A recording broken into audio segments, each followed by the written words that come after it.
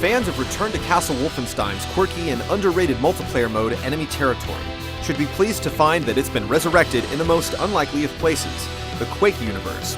And as odd as that may seem, it's a pretty good fit.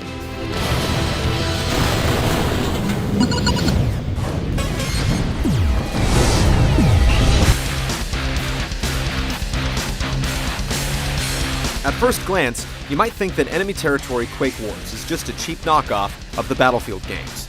But there's a lot of stuff going on here that makes playing this game a whole different kettle of fish. Instead of trying to capture and hold spawn points until your opponents cry uncle, Enemy Territory uses an assault-style game structure. One team is charged with completing a series of linear objectives, while the other team does its best to stop them. Servers can be set to run simple, one-off maps, or run a campaign, which is a series of 3 maps played in a row, where all stats and bonuses carry over. There's also a stopwatch mode where each team takes turns attacking and defending to see who can finish the mission in the least amount of time. We've seen this before in games like Unreal Tournament and in Wolfenstein, but in Enemy Territory, that basic idea has been greatly refined by virtue of larger maps, more varied objectives, and extremely well-balanced character classes. Of course, you have your stock classes to choose from. Soldiers, medics, engineers, field ops, covert ops, and their Strogg counterparts all have significant roles to play in each encounter. But unlike other games of this type, each role, even the support roles, is not only useful, but fun and rewarding to play. For example, the Field Ops class deploys heavy artillery on the battlefield and uses it to strike enemy positions. The only way to do this is to manually locate and paint the target. It's not easy to do in the middle of a firefight, but the payoff, if you succeed, is sweet. Engineers, a much maligned class in other games, are actually one of the more interesting ones to play here. In addition to being able to repair equipment, they can deploy turrets and defuse enemy explosives. Even the generic soldier has more to do than just run and gun around the map. They also carry explosive charges that require timing and finesse to use properly. And what's a shooter without guns? The basic soldier is able to use nearly every weapon in the game. All the usual suspects are here: machine guns, rocket launchers, and shotguns. Since the Strogg use alien technology, the weapons on their side are a little different, but they have the same basic functionality.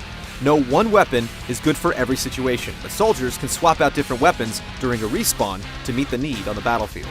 The Covert Ops, or Infiltrator class if you're playing Strogg, are the only ones able to use sniping weapons. In all, players have quite an arsenal to mess around with.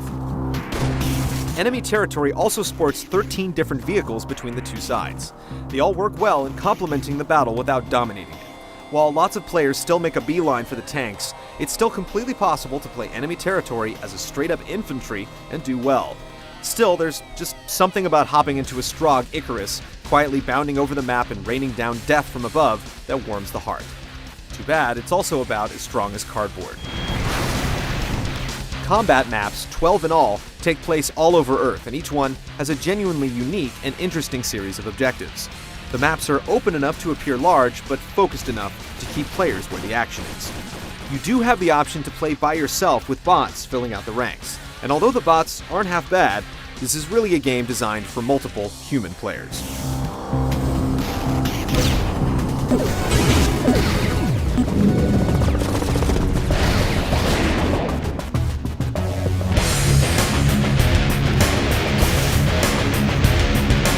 What holds Enemy Territory together so well is how the game encourages teamwork, but never quite forces it. This is mainly due to the mission structure in the game. During each phase of the assault, there's a different main objective that your team needs to achieve before moving on to the next phase. This might be to move and deploy a command vehicle, or blow up some alien thingy, or repair the alien thingy that's about to be blown up. Sometimes the objective can only be accomplished by one specific class. In a different game, that might cause every player on your team to suddenly switch over. But in Enemy Territory, there are also numerous sub-missions that spring up dynamically as the game progresses. If the enemy deploys a turret, your Covert Ops players will get a mission to go and hack that turret so your team can use it. And anytime a player falls in battle, it automatically spawns a medic mission to revive the fallen player. Thank you. Oh, you're welcome. These missions appear clearly on the map in HUD, so it's never difficult to figure out what to do next. And since completing missions is always a benefit to your team, and it nets your character experience points to level up his powers and abilities, it's always a good idea to try and do them. What you get in playing Enemy Territory is a focused, team-based game that constantly rewards the player for doing whatever it is they can to help their team win.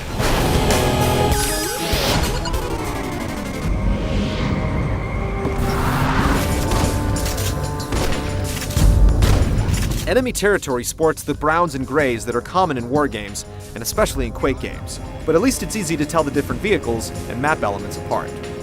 Honestly, the game does look good, but not quite top of the line. However, it also runs very well on mid-range machines, with many of the graphical options turned up to high. And that's good, because in a multiplayer game, choppy gameplay is the kiss of death. Players have many different ways to chat with their teammates. Most will probably use the quick chat, which fires off quick one-liners depending on the context of their actions. It should work well, but since there's only one voice type for humans in Strogg, you'll quickly get sick of hearing the same voice, saying the same things over and over. I'm a medic. Where to, sir? Making matters worse, bots appear to be overly chatty, constantly calling out requests and responses during the game. After a couple of hours of that, you'll just start ignoring voice chat altogether.